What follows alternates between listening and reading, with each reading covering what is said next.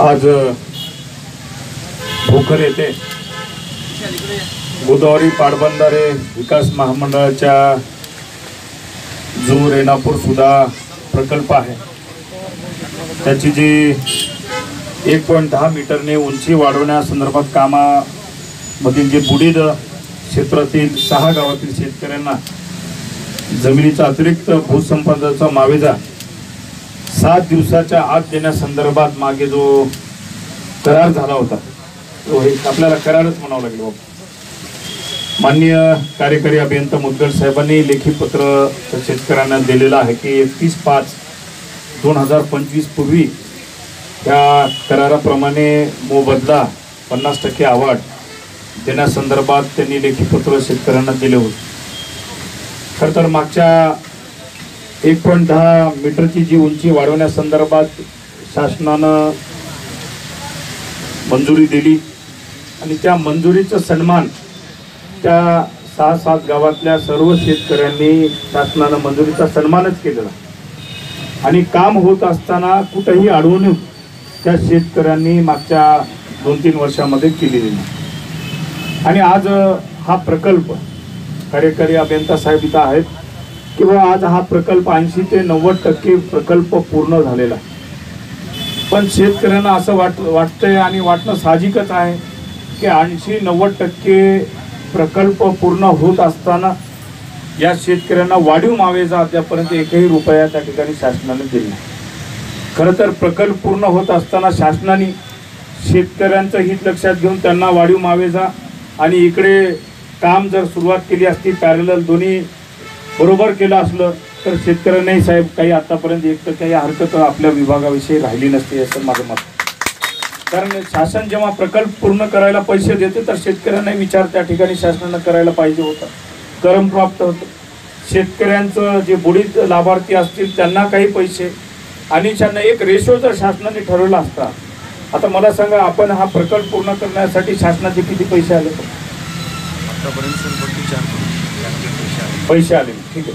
तर शासनानं आपल्या मार्फत मला शासनालाही कळवायचं आहे तर माझं एक पत्र मी त्या संबंधित विभागाचे कार्यकारी आपण तर आहात, SC साहेब असतील, दाभाडे साहेब असतील किंवा ते मंत्री महोदय असतील किंवा इकडे तुम्ही वाढीव करत असताना शेतकऱ्यांना मावेजा जर दिला असता तर ते योग्य ठरलं असतं।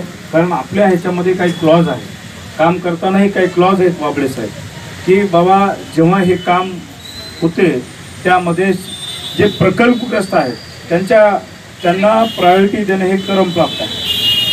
प्रकल्पग्रस्ताला प्रायोरिटी ही दिलंच पाहिजे। कारण मागे आम्ही लेंडीच्या धरणाविषयी तिथे गेलो होतो, तिथे हा क्लॉज त्या ठिकाणी वाचून आम्ही दाखवला। कारण प्रकल्पग्रस्ताचे पहिलं प्राधान्य देऊनच कोणत्याही बुडीत क्षेत्रातलं काम आपण त्या ठिकाणी केलं पाहिजे। पण आपण 31 मे पर्यंत हे पत्र दिलं होतं। आता आपण जे कार्यकारी संचालक आहेत तिरमनवार साहेब जे मंत्रालयातले सचिव दर्जाचे अधिकारी आहेत त्यांच्याशी फोनवर बोललो, स्वतः वाबळे साहेबही त्यांनी बोलले किंवा राज्याच्या आर्थिक परिस्थितीमुळं आम्ही घेऊन दिलं होतं पण आम्ही देऊ शकलो नाही हे त्यांनी बोलले। पण त्यांनी सांगितलं की येणाऱ्या 6-7 दिवसामध्ये या ठिकाणी 50% मावेजा आम्ही 7 ते 7.5 कोटी काय लागतील ते देण्याचा आमचा प्रयत्न राहील। पण आता ह्याच्यावर शेतकऱ्यांचं किती समाधान होईल हे आपण सांगू शकत नाही। कारण आपण 50% देणार म्हणल्यावर बऱ्याच शेतकऱ्यांनी आता 6-7 गावामध्ये बरीचशी लग्न त्यांनी केलेली आहेत। आज वाबळे साहेब म्हणल्याप्रमाणे बँकसुद्धा त्यांना कर्ज देत नाही। कोणातरी सावकारकडून इकडून तिकडून उधारी पाधारी करून त्यांनी लग्न सोहळे कार्यक्रम केलेले आहेत। आज आता ती समस्या त्यांना भेडसावत आहेत, घेणाऱ्याचे पैसे त्यांना वापस करायचे आहेत। इथं बसलेले मामा आपण बघू शकतो की मामा तर म्हणले की बाबा जोपर्यंत माझ्या हातात पैसे भेटत नाही तोपर्यंत मी इथून या जागा सोडणार नाही। म्हणजे ही अशी परिस्थिती आहे। त्याच्यामुळं आपण वरिष्ठ अधिकाऱ्यांना बोलून यांना काय लवकरात लवकर यांनी जशी मागणी केलेली आहे यांना एक पत्र दिलं तर पुढील समस्या त्यांची सुटेल। नाहीतर इथले जे बुडीत क्षेत्रातले जे शेतकरी आहेत त्यांनाही सांगू इच्छितो की आपला लोकप्रतिनिधी खासदार म्हणून निश्चितच मी आपल्या सोबत आहे आणि आपण जो काही निर्णय घेणार त्याच्यासोबत आम्ही सर्व आपल्यासोबत राहणार आहोत। आपण पुढे जर जलसमाधीचा निर्णय घेत असाल तर निश्चितच आम्ही त्या ठिकाणी आपल्यासोबत येऊ। हे शासनालाही आपल्या मार्फत कळवणार आहे किंवा आम्ही इथं बसलेली मंडळी बुडीत क्षेत्रातील जे शेतकरी आहेत त्यांच्यासोबत आम्ही भक्कमपणे आपल्या पाठीमागे आहेत.